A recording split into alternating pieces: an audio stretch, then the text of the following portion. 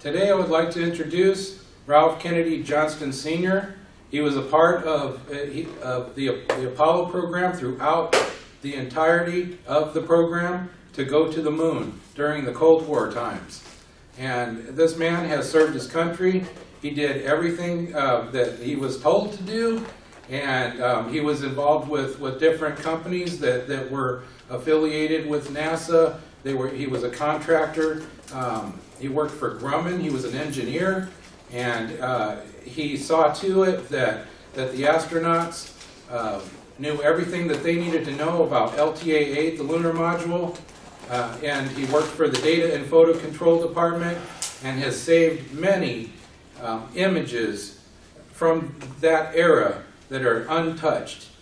And today he's going to tell us about the Mars-Moon connection. I'd like to introduce Ralph Kennedy Johnston Sr.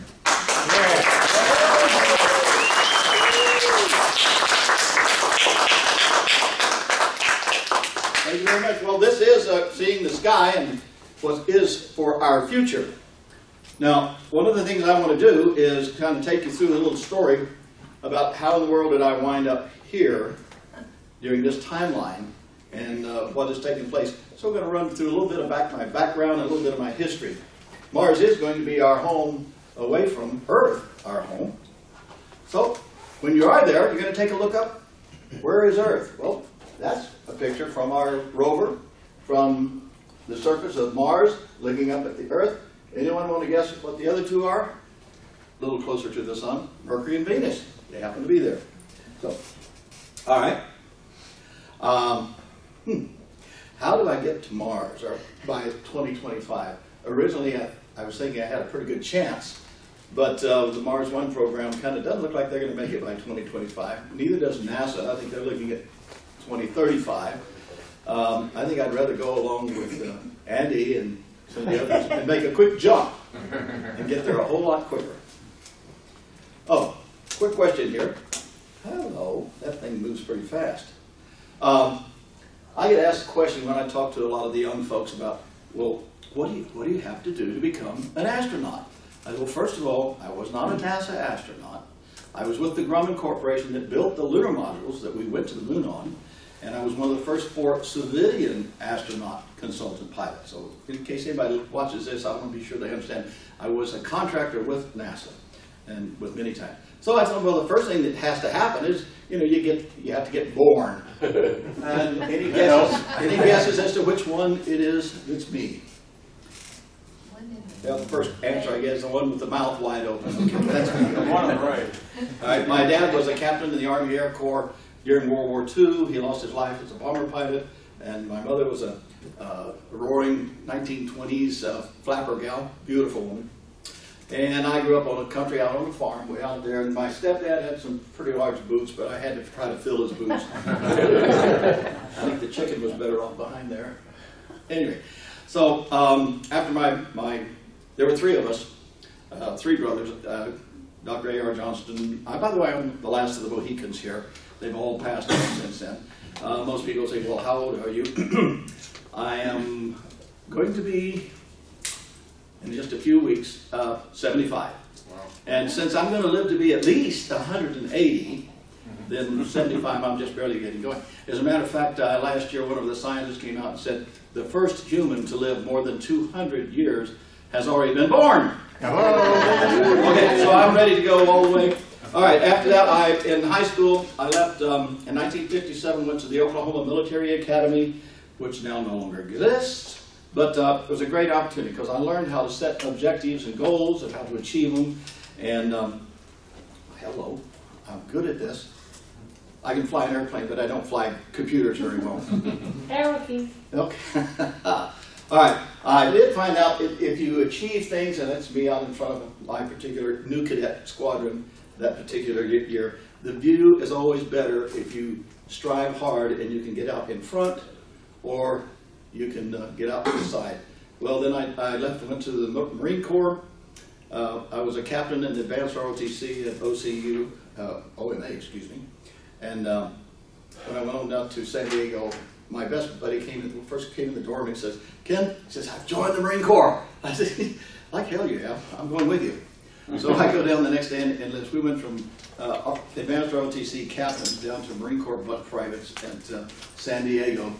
And fortunately, you know, we worked real hard. And I came out #1 in the battalion. That's me in the dress blues. When you do well, they give you a nice set of uniforms, so you stay in longer, I guess. Anyway, after that, we went off to Aviation Electronics School at Memphis, Tennessee. And again, I came out in the top 10 of the class, and I got to pick my duty station was back at El Toro. Jack went back to El Toro also. And got to work for the VMFA 542, which is the first squadron got the F4 Phantoms for the Marine. Jack stayed, became a general. Not a general, he stayed, became a sergeant. I went off to officer pilot training in Pensacola, where, as you can see, I said it's better to be on the outside or someplace where you can see where you're going. Do you know what it's like to be in the very back of a mob? I mean, a well-dressed, what in the world am I touching here? I don't think I'll put my hand on the table. All right, so at Pensacola is where I learned how to fly. And it's, that's the Indian. I'm Scots, Irish, English, French, Apache, and Cherokee. I was talking to a bunch of kids in not preschool, in kindergarten, whatever, and I told them that, I said, what does that make me? What little kid yelled at that? He says, a mutt? No, it makes me an American, because we are all a conglomerate of where our ancestors came from, which means we're probably Martians just as well. Okay. Anyway, and that's me in the officer's uniform, and I got my dress blues there and closed my eyes. But that's the only one I got. Anyway, I got active in 1966. My brother, Dr. A.R. Johnston, said that they're getting ready to build up for the Apollo program. All the companies down here need people with your background experience, people with avionics, people with flying experience. So he says, when you get out, get down there. So I got out in September of 1966. Thank you. I've got a little help over here. Anyway, in 1966, I went down to Houston. I applied for positions with like 5 of the top companies, BRN, TRW, Martin Marietta, and Grumman. And I had great offers. When you're going from the minimum salaries that you make in the military, and you get offered a position in the job of, as an engineer or what have you, and the salary was awfully, awfully good compared to what you've been used to. Anyway, Grumman needed people to substitute for the regular NASA astronauts to test the lunar module in the vacuum chambers, and then to help train the regular astronauts how it would fly. So I chose to go with Grumman, and that was a great opportunity. So from there, don't touch that other button. All right. I had the opportunity of testing the LTA and then working with each one of the Apollo flight crews, those that had been selected. And of course, we started off and all the way down here with, Wally Schirraw, Don Isley, and Cunningham, Walt Cunningham. By the way, you remember any of you older? By the way, anybody older than me in here? I'm 75. Oh, close. 1 year, maybe? Yeah. Gotcha. Okay. They got the Grammy Award from the Actors Guild because they were in the command module circling the Earth, and they did all kinds of experiments to show what it looked like in zero gravity jump, trying to pour out a glass of water, or how to catch a bowl of fluid or something and drink it with a straw, and all the fun things that they did to demonstrate what it was like to go into space. They got a Grammy Award for it, and then of course it was getting close. Russia was trying to get their first cosmonauts to the moon before us, and as we understand, they may have lost a crew. But we were ready to go with Borman, Lowell, and Anders on Apollo 8 and leave the confines of the Earth to go to another celestial body, our moon, circle it, and come back safely back to home. And that's exactly what they did. So then we were finished up testing the lunar module inside the vacuum chambers and getting ready to, rather than just jump and go straight to the moon, we wanted to test the lunar module in Earth orbit. So Apollo 9 is where we launched both vehicles on Saturn V, S1B, S4B, and then separate from the commandant from the S4B turn around in the command module, come back, and then dock with the lunar module still inside of the shrouds, jettison the shrouds, pull the lunar module out of the S4B, and then we had both the same configuration we would have when we went to the moon. So we separated, and then we would drop down. By the way, you know how you catch up with a spacecraft? If they're both moving together, or this one moves out a little bit, you think maybe you want to go up high and catch it. What you do is you drop down lower and you go stay lower. You got to go faster so you catch back up with it. So then you rendezvous. We did our docking and to simulate what we'd have to do during and around the moon. So the rest of the missions, they're all up there. Of course, we lost the Apollo 13 command. Should say the service module with the command spacecraft. And because of an explosion of the power generator using water and breaking it down into hydrogen and oxygen. So we had to get inside the lunar module. By the way, the lunar module was only designed originally, the plan was that it would be able to land on the moon, spend the amount of time on the moon, rendezvous and dock, and then come back to the Earth. Well, Apollo 13, it had to be the taxi cab to get everybody back safe. So it went way beyond what its original design was and proved that Grumman really built. In fact, I was at a place where we brought in all the airline pilots to the United States. This was Boeing, and they were looking at the very first jet passenger airplane, the 707, and I can't remember the Germans from Lufthansa, and they asked him, "How come you're going to take a chance to buy the first all-jet airplane?" He said, "Well," he said, "in the world, we could not shoot them down. They stay up real good, so we thought they'd be great." That's a little Scottish-German mixture there, so okay. All right. The four of us received spacecraft pilots' logbooks, just like your regular pilots have for their keeping track of the flights and different things that you did in there.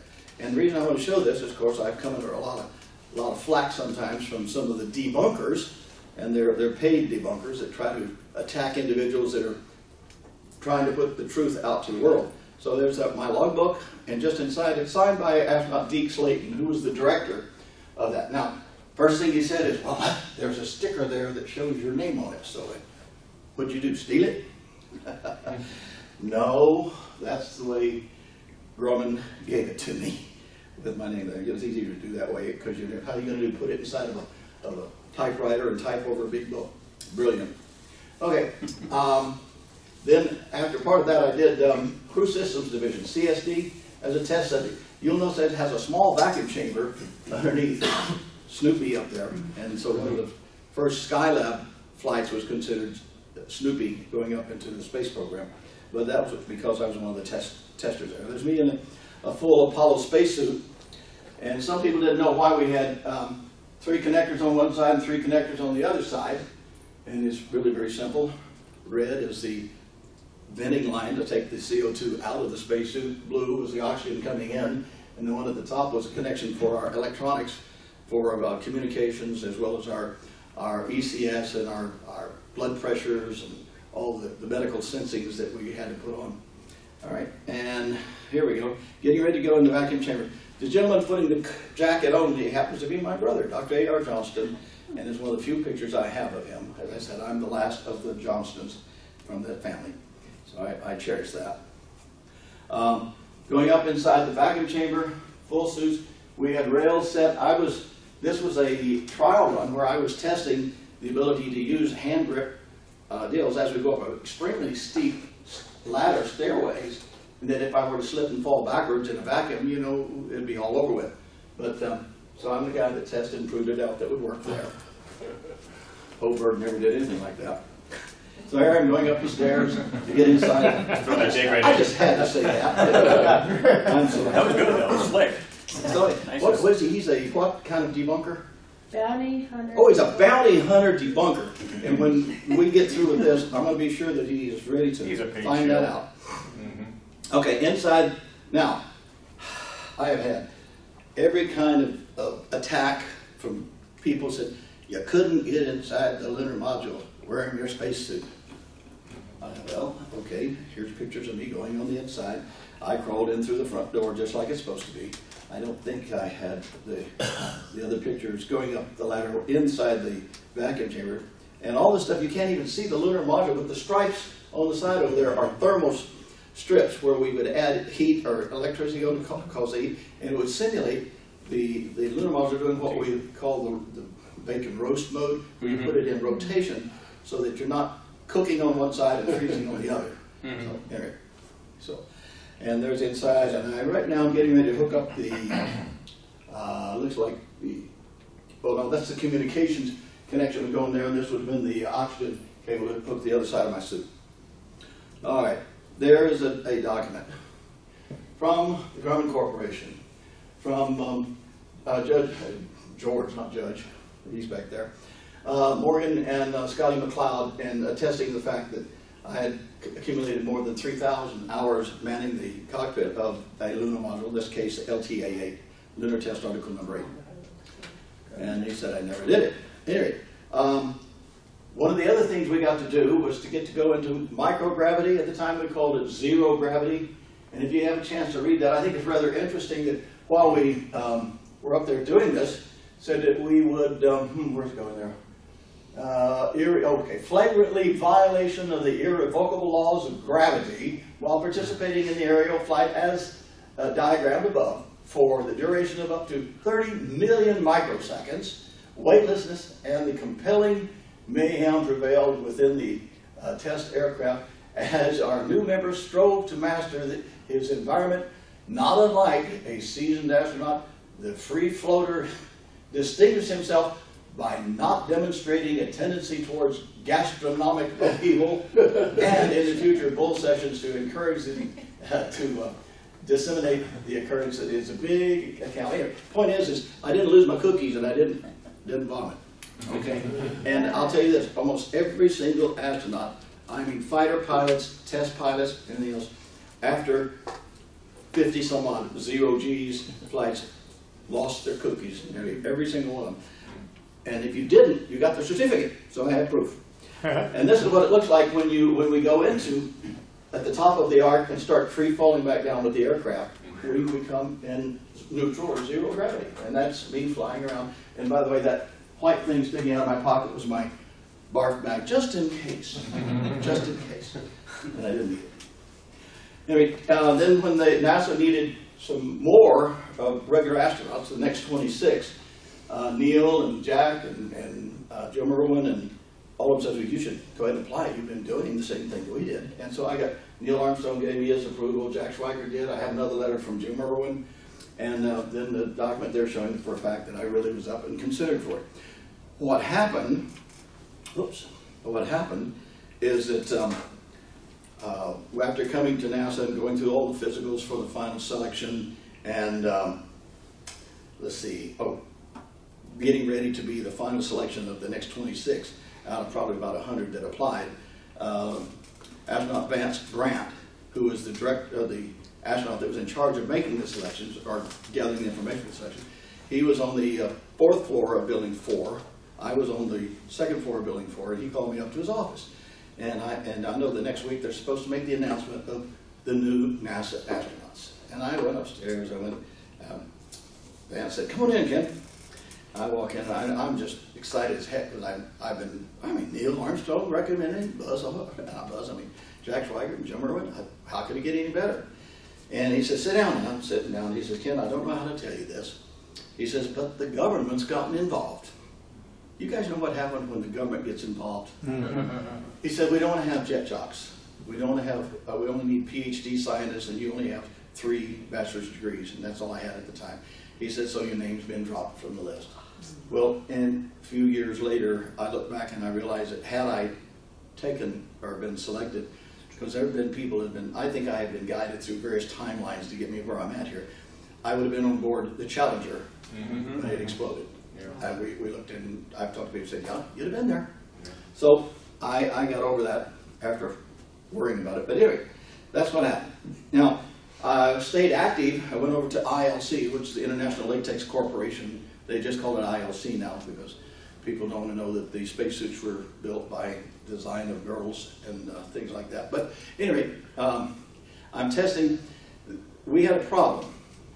that, you know, when Challenger blew up, it was because the O-ring failed and it burned through the large fuel tank.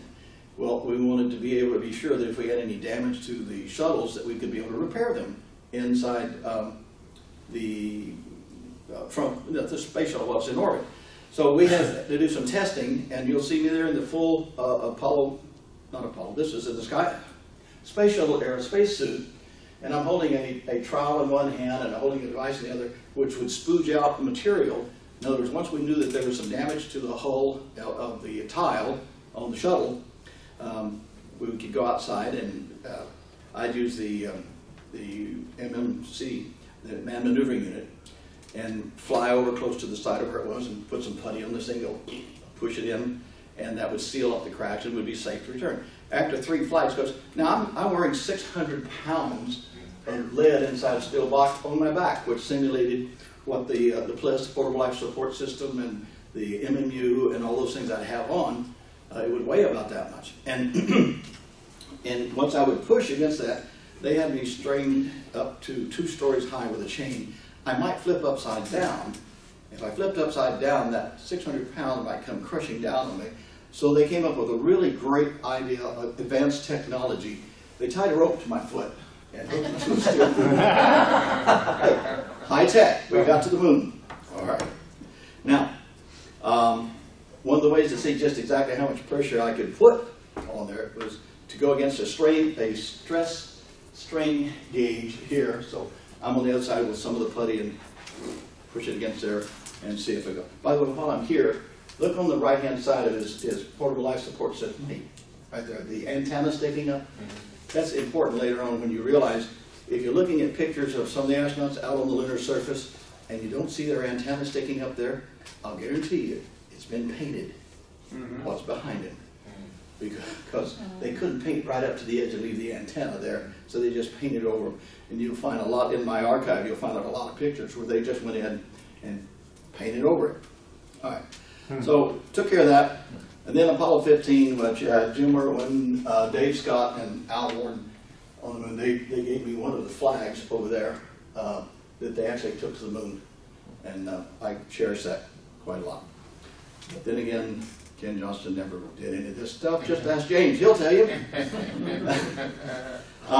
This is a thank you from the Apollo Soyuz. After we came back with Apollo 17, we had Apollos 18, 19, and 20, both command and service modules and the lunar modules in the assembly lines. It actually cost the government more, and I think it was Richard Nixon, President Nixon, that canceled the rest of the Apollo program. So we had those spacecraft left over, and very quickly we were mending the relationship between the USSR and the United States, and we chose to do a rendezvous in orbit around the Earth with the Apollo Soyuz and the command module, and this was part of that because the docking adapter user was a combination of what the lunar module's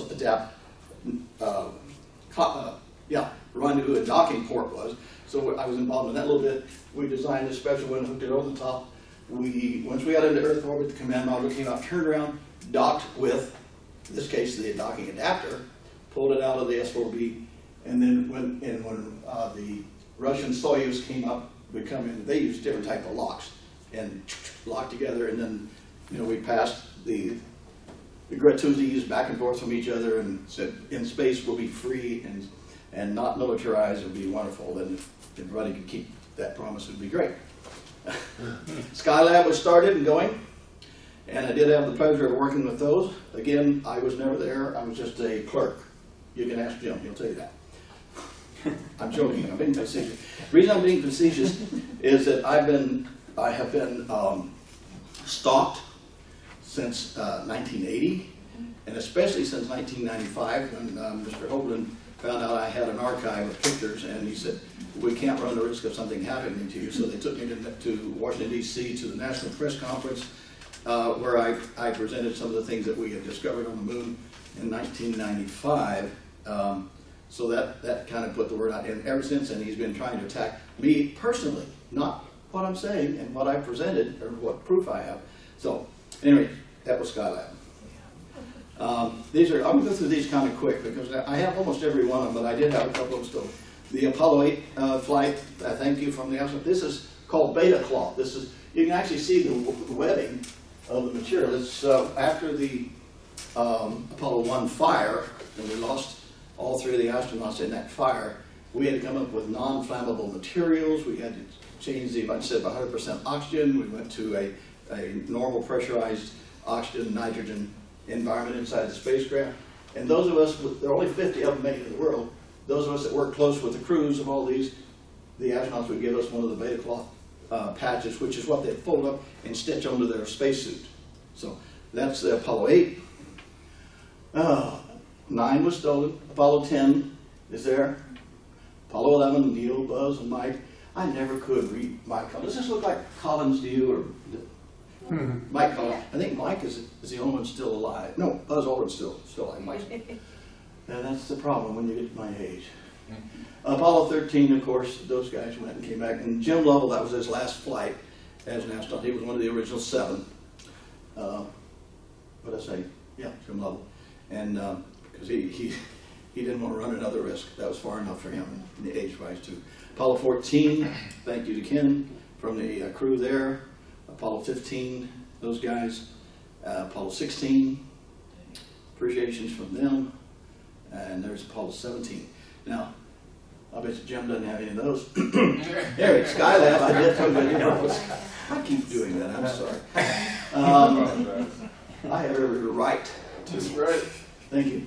Skylab, and there were actually 3 flights to Skylab, and Bill Pogue and Ed Gibson and Jerry Carr and these others. Now, on you see old Snoopy that's got the rope tied to his neck, pulling him back, kind of like what I had the rope tied to my leg, is because this was the testing we did inside of, not in the vacuum chamber, but in a model of Skylab. So they got a chance to, they spent, I think, 3 weeks inside of it in one Earth gravity, which was a little more tough, but it was great. I appreciated that one. Ken, I'm sorry, just a real quick point. I think I had this right, but Mike Collins went to the same high school I did. Ken was involved in one. Does that mean that you're almost as old as me? No. Oh, okay. Okay. Richard Hoagland came out with his book, Dark Mission, in which, by the way, that was not the 33rd degree Scottish Rite Masonic flag. It is Photoshop, because we had Photoshop after Hoagland came up there, of that flag over the American flag that was being held, and that would have been on Apollo 14, I believe. Yeah, Apollo 14, because Apollo 11 and 12 didn't have the red stripes around the astronaut's leg, the commander, around his legs and his arm. The commander of the mission had the red stripes on the lunar surface, and the lunar module pilots didn't have any stripes. So it made it easier for us to tell who it was. Apollo 11, Apollo 12, who was that taking the picture? Well, 11 was easy because Neil was the only one that had the camera mounted to the chest of his, his life support instruments of his spacesuit. Anyway, that was, I thought it was rather interesting. A Diogenes, we've been looking for it. Diogenes, you know who Diogenes was? No. Okay, then wait. Diogenes was, what was it? The person who could only tell the truth. And that's what he said he wanted me for. All right, now, this picture I noticed, and I have a little question about it, because this is a lunar surface photograph, and it looks like, you know, the tracking of a vehicle of some sort there, and another small one that swung off to the side. Okay, that was taken by one of the lunar orbiters, as well as the one on the other side. That's the moon, that's Mars. No, they're both moon. Yes, sir. Really? You can prove it to me later when you're on, but for the last, what, I've been out since 1980, I've always said that was it. So I could be wrong. You are. Accepted. All right, thank you. That makes it easier instead of me arguing with you on your picture. Very good. Now, Apollo 17, which had, yes, go with names, Ken. I'll go back and look at it here real quick. Harrison Schmidt? Harrison Schmidt, exactly what I wanted to hear. Yeah. Thank you. They were taking pictures. Incidentally, the rover they parked it such that the camera, which was being controlled from there, couldn't go past its stop and look down inside the crater that they were parked on the rim of. And we did a little analysis to figure out how long it was that way. Plenty of time for them to have gone down into the crater and then pick up what commonly got called Data's head. And if you look at it, the enlargement, you can actually see the enclosure on the helmet or the head of the Star Wars Data, and actually see the iris. So, and we're hoping that the brain had some information. They brought it back and they were able to reverse engineer and gain information. I don't know, but that definitely looks like Data's head to me. There he goes, or is that that's C-3PO? Excuse me.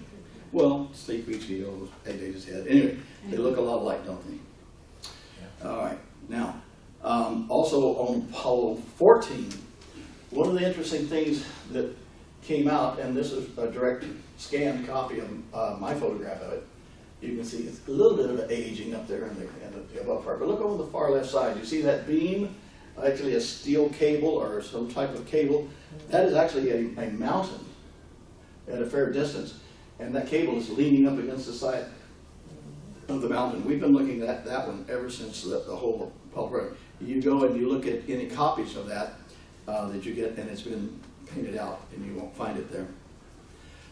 This was from the Russian Zond, right? Okay. Transmission. Look at the one that's up here in the middle.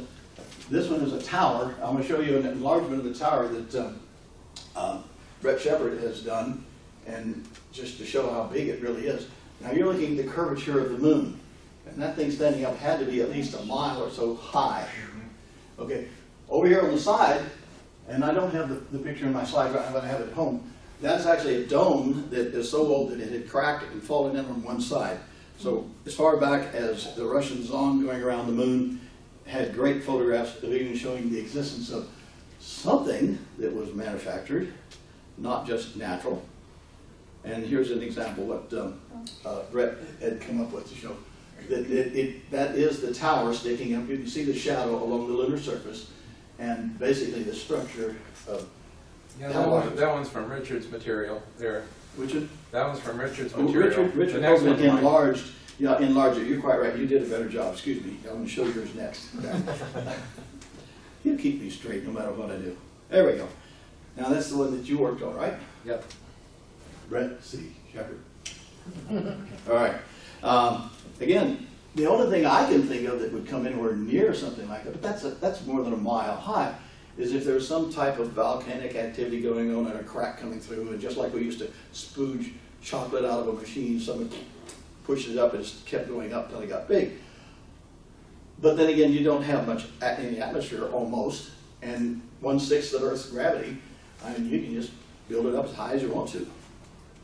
All right, and we're still on the moon. Uh-oh, Mars. All right, time to talk about Mars just a little bit. Of course, there's the North Pole. You heard earlier the differences between the Earth and Mars. The inclination of the Earth is at 23.44 degrees. Mars is at 25. When you talk about how many orbits, let's say Earth, how many hours it takes to do one Earth orbit, obviously 24 hours for us. So where does it say they're 24 something? And then for Mars, it's what is it? 0.3? Where is it? Where am I looking for it? Somebody help me out here. 24 hours and 40 minutes. There you go. Thank you. So the Earth and Mars, as far as our ability to adapt to a day and night and things, is just almost completely even. I almost got an American watch that was made that was kept Martian time. Cost too much. Again, the first picture of the face on Mars came back. This one was enlarged a little bit, and you can almost see the stripes between where teeth were. And Mr. Holden and the team of them tried for a few years to try to get NASA and JPL particularly to photograph the face again.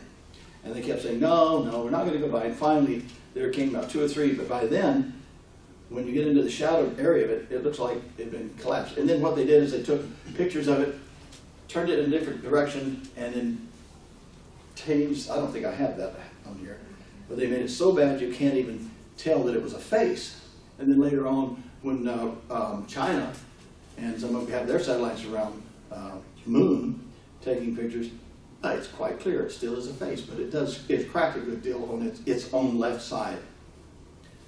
Okay, that was probably the original one with all the dots coming back from the transmission from the side. Now, when we were looking for any evidence of the proof of life on Mars, this particular, not rover, but one of the first ones that was on Mars came up to the side of this rock, and the camera zoomed in on it, and that's all the scientists and biologists and things like that says that looks just like an earthly crinoid fossil, which is prehistoric. And they were just hoping they'd get a chance to measure and analyze it a little bit, but NASA went ahead and ground it off. Well, why did you do that? Well, that was our next step. We took a picture, then we ground it off. Okay, thanks. And a lot of things happened that way. Another little more information about the looks of the crinoid right there, and then of course what they did, they ground it off into just powder and dust. Okay. Now, you saw some of these pictures on Mars earlier. We enhanced the shadow part to show it in what green vegetation might look like up there on Mars. And take a good look at the shadows, the angle of the sun. You've got shadows, so all of these other little trees or what have you, these look like that African bonsai, or what do they call tree, that's very common here on the Earth, over in Africa particularly. But you see the shadows of all of those other smaller things growing up. And here's what it looked like after the transmission back to Earth, just the darkened area. Okay, now these are some of the other areas near the South Pole, which is predominantly just pure frozen water. And you can look at some of the shadows, things, nice bushes and things, and people say there's nothing on Mars. Well, we have proof. People that have been there can tell us about it. Okay, now,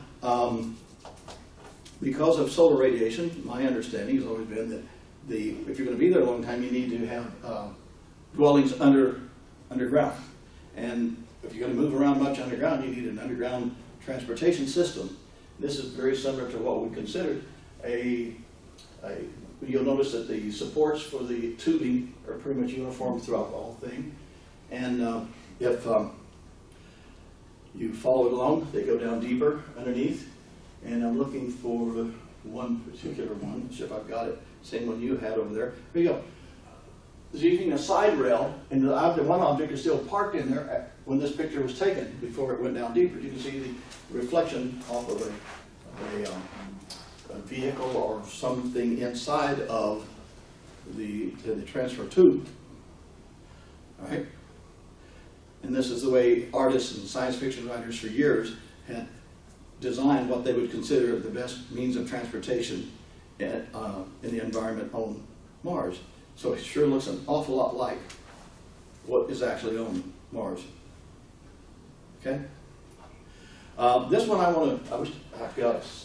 going to borrow your stick over here just a moment. I don't have a pointer that works on these fancy stills. In addition to, I call it Sasquatch, on the Mars surface, we got to analyzing and looking at it a lot. Brett Shepard and I did just yesterday. We got to look at this trail just off the edge of the ledge here, goes right up over the edge over here where this thing is walking. And I'm saying that he's probably got a bag or something with him instead of being a statue stuck there. But when we got to looking at it, we got to looking at this little critter right here. It looks a lot like a grub, only reversed. Instead of a white body and a black nose or something, it has a black body, which I think would be appropriate on Mars. You can correct me if I'm wrong, because it wants to absorb as much heat as it can from the sun, since it's a greater distance from the sun than the Earth is. So it's got black, and then the nose and the face part of it's right there. I'm saying that looks to me like we have a hunter going looking for dinner. These are some of the shots I think are absolutely fantastic. There's an area on Mars where it shows ancient dwellings that what dust and all has fallen into it, but it still shows the main structures around the edge. Now, when you compare that to, this one is over on, which Mars was this one? This was, and I just was looking at it just the other night, really you've got main roads coming down and side roads, and the depressions where they're sunk down into it. But then over here, it looks like an old, complete, or another part of a, I won't call it a village, evidence of cities, what have you. This is in that large crater that they landed on. They wanted to drive over close to the center mountain, center peak. But it's something that beats any geology that I've ever seen, certainly on there. Now, while we've been on Mars, we've had a fair-sized meteor strike Mars, and this was about 5 years ago, I think. Do you recall that one, Andy? No, it was I a haven't. brand new, fresh haven't looked at crater this one. impact, and it made an excellent opportunity for us to go and inspect and look at some of the debris field that was knocked out by the meteor that impacted on the Mars surface.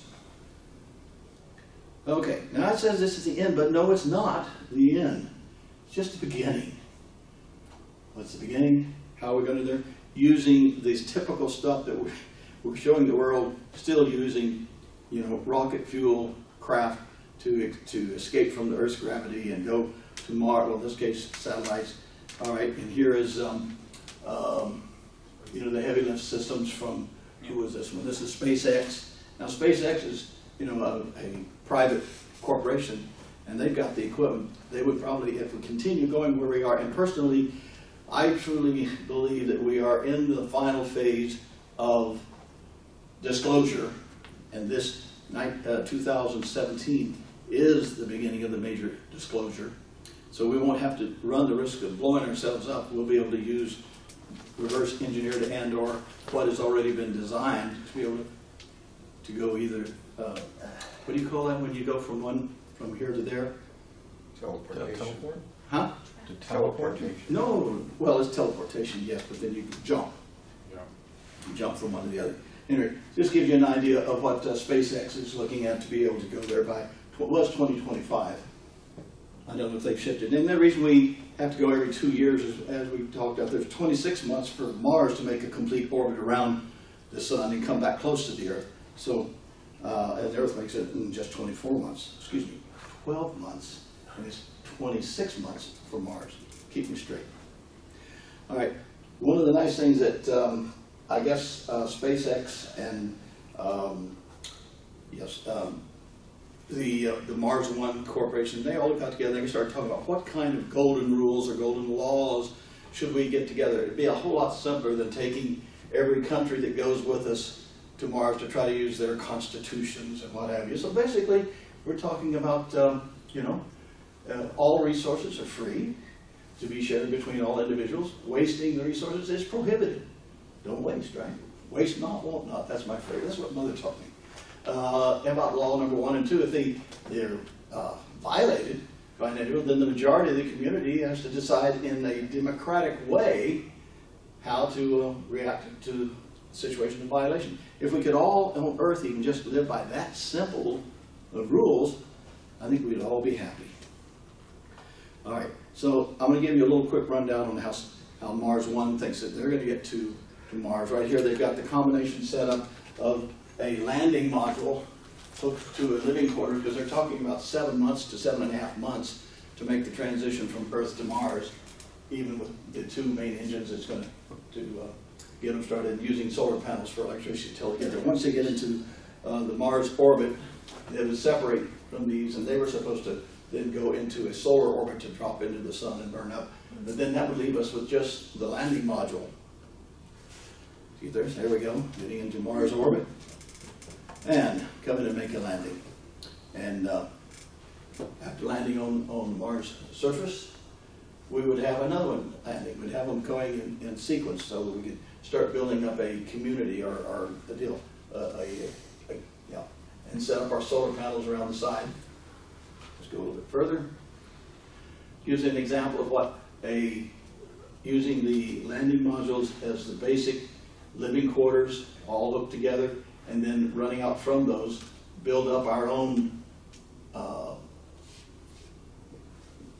research, growing areas for our plants and things, and then cover them up with at least a couple of meters of soil or regolith, however you want to call it.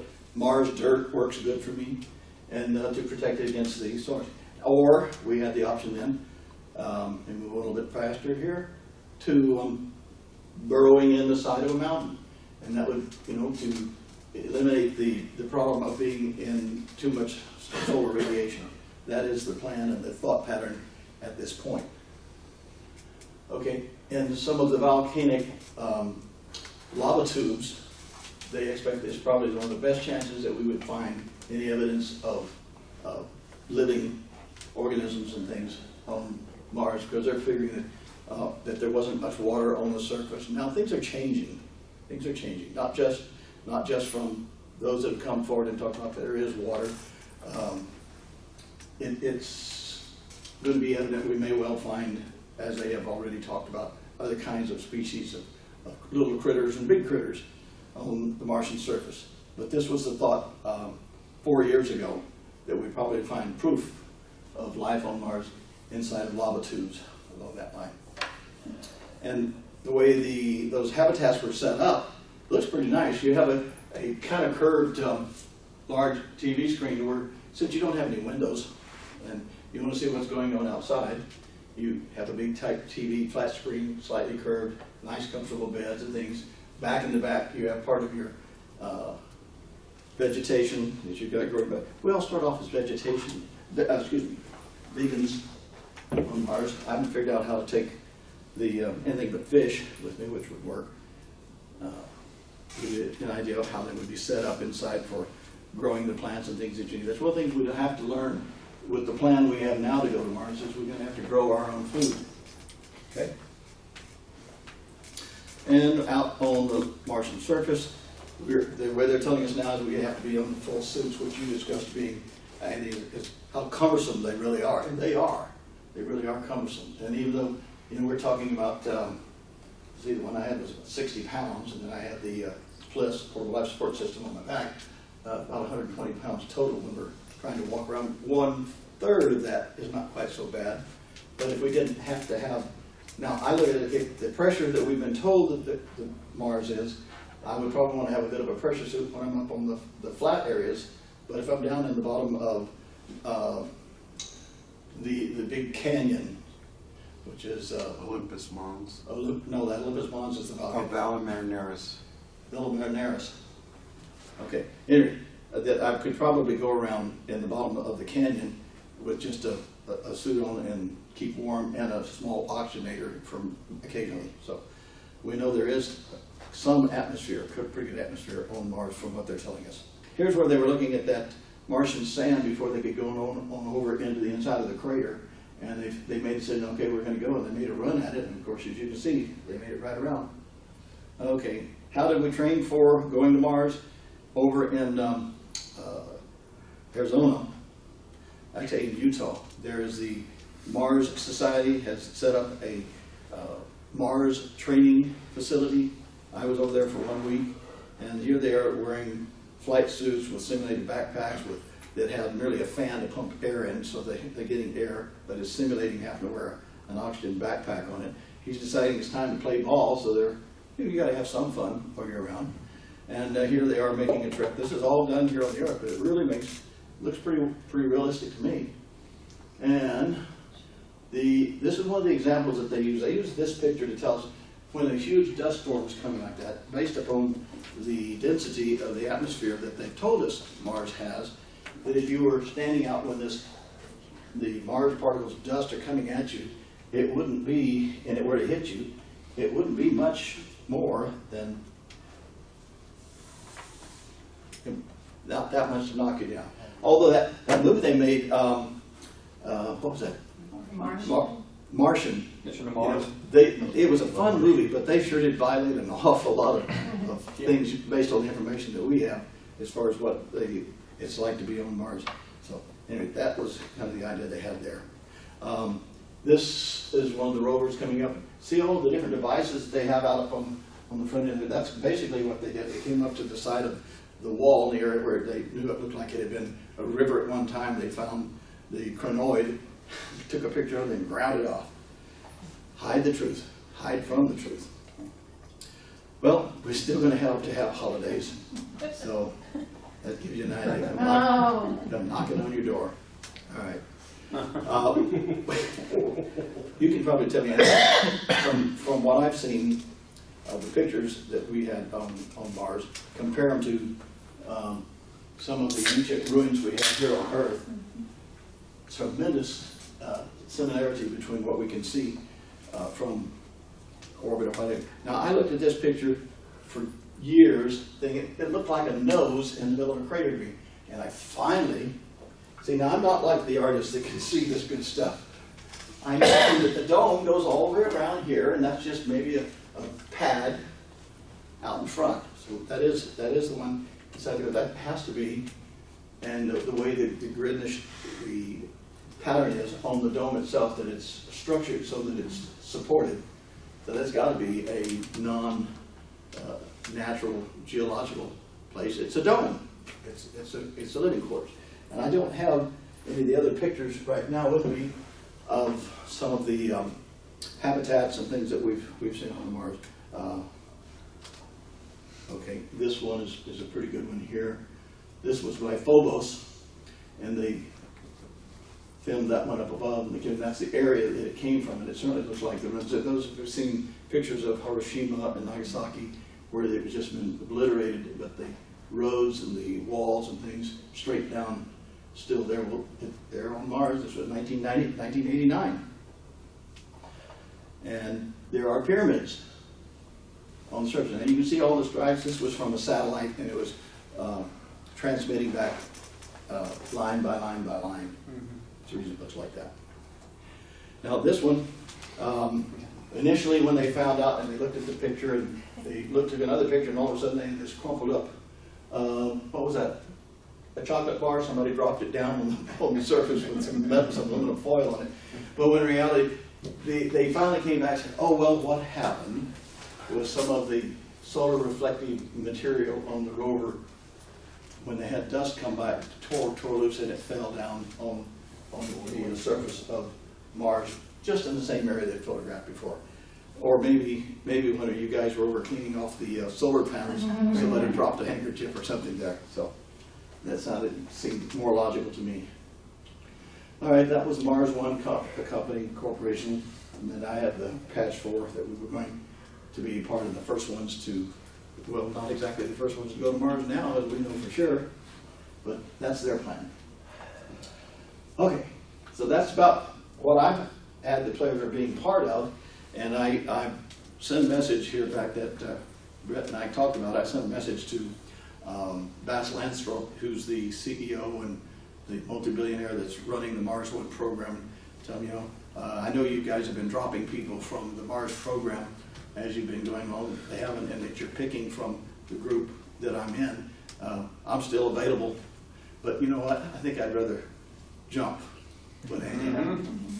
All right, that's it. Thank you.